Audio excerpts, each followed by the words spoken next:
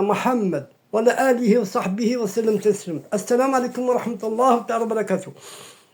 Maintenant, je vais parler du secret supérieur du rappel de la mort et des Rohaniyin. Rohaniyin, j'en ai parlé vaguement.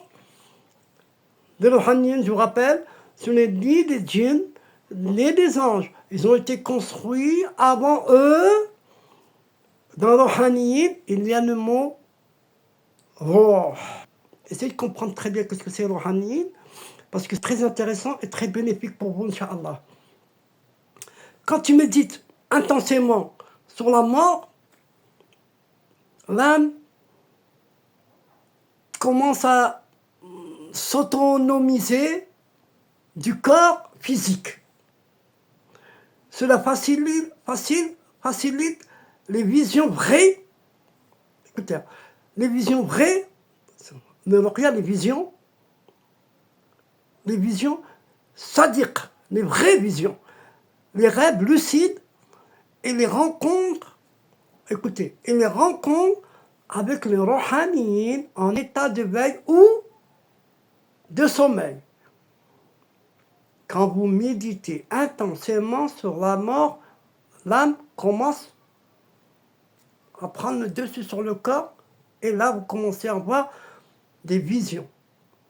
Celui qui pense à la mort comme un voyage, Allah lui montre la route avant qu'il ne parte. La route avant qu'il ne parte. Ça veut dire quoi la route avant qu'il ne parte? Sa destinée, Jannah, sa place. Où il sera, Inch'Allah. Qu'est-ce qui a dit ça? C'est Cheikh Bouzidi. Ça a été transmis par Cheikh Bouzidi.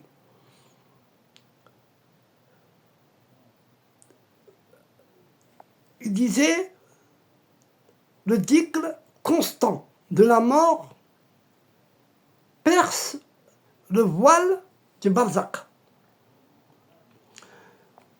Tu perçois les voiles silencieuses, les odeurs du monde intermédiaire.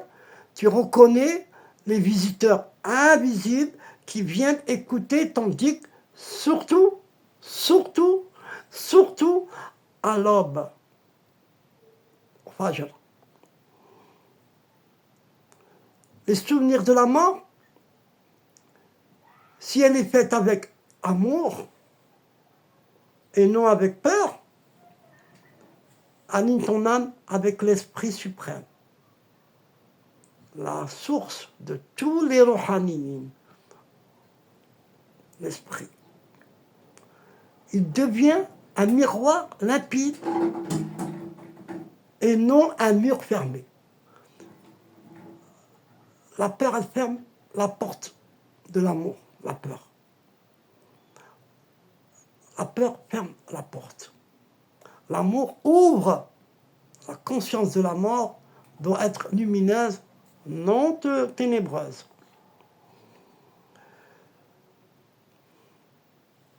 Un mérite,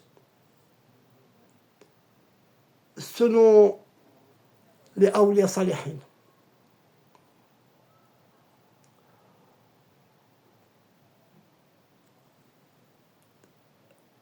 il a le dévoilement de l'autre monde, dévoilement, et séparation des sens grossiers. C'est-à-dire la constance dans le souvenir de la mort attire les âmes éveillées qui viennent inspirer, purifier, enseigner. Les Rohaniyin. Le cœur voit en méditation la balance, le jardin, les portes du barzakh.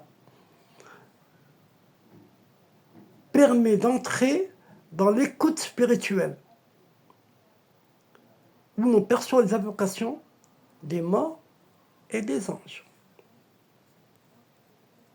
Masha'Allah, Masha'Allah, Masha'Allah, Masha'Allah. Un récit là. Maintenant, on va l'appeler le visiteur invisible du dernier soir. Allahumma salli ala sayyidina Muhammad wa ali. Est basé sur une orale de la tariqa. Elle a été racontée dans l'intimité de la retraite. Il y avait un derwiche silencieux qu'on appelait Ilyes. Ilyes, l'éveillé. Il ne parlait presque jamais, mais chaque soir, à l'ombre du dernier rayon du soleil, il quittait la zaouia et marchait vers les collines. On le voyait s'asseoir seul, face au vent. Un jeune mouride, curieux, l'interrogea. « Pourquoi viens-tu tout seul ici, chaque soir, à la même heure ?» J'ai remarqué, à la même heure, tu viens à la même endroit. Ilyes répondit calmement, parce que c'est l'heure, écoutez bien, c'est l'heure où les Rouhaniyin marchent dans le monde invisible. Je viens les saluer chaque soir. Je meurs un peu plus. Le jeune ne comprenait pas. Il n'a pas compris, il n'a pas saisi. Mourir. Mais tu es vivant. Tu es vivant, pourquoi tu parles de la mort? Non, je suis en route. Celui qui veut voir ce que les yeux ne voient pas, doit mourir dans son cœur à tout ce qui l'attache. Puisque ce soir-là, alors que la lumière baissait, un parfum puissant s'éleva autour d'eux, sans raison terrestre. Soudain, le jeune sentit quelque chose de doux l'enveloppa, comme une brise tiède dans l'âme. Ilyes ferma les yeux et murmura « Ils sont là, ils sont là, les âmes éveillées, ceux qui n'ont plus besoin de corps.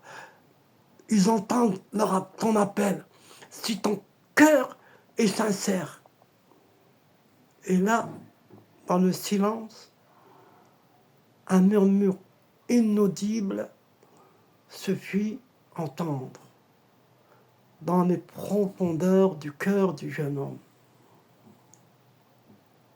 Rappelle-toi la mort, car c'est ta naissance. Vis pour elle, elle t'ouvrira ses secrets. Ce soir-là, l'éleva ne dormait pas. Il rêve de rivières qui coulaient qui coulaient depuis les étoiles, de livres qui s'écrivaient seuls sur des pages de lumière.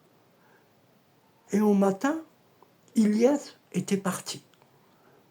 Il trouva sa place vide, son chapelet posé sur une pierre, et l'odeur du musc persistait dans l'air. Certains disent qu'Ilyes ne mourra pas. Il fut absorbé par les Rouhaniyin, car il avait entièrement vidé son cœur de ce monde. Assalamu alaikum wa rahmatullah. À la prochaine, Inch'Allah.